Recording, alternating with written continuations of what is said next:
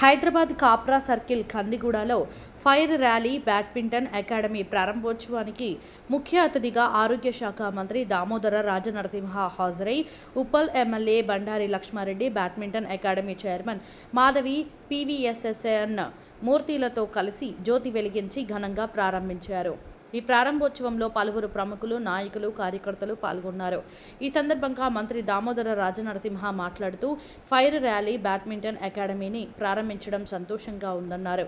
మానవ జీవితంలో క్రీడలు లేకపోతే అనేక రకాల వ్యాధులు వస్తాయని, నిరంతరం వయసుతో భేదం లేకుండా ప్రజలు, యువతీ యువకులు, విద్యార్థులు అందరూ రోజు 1 గంట సేపు ఏదో ఒక ఫిజికల్ యాక్టివిటీలో ఉండాలని, తమ ఆరోగ్యాన్ని మెరుగుపరుచుకోవాలని కోరారు.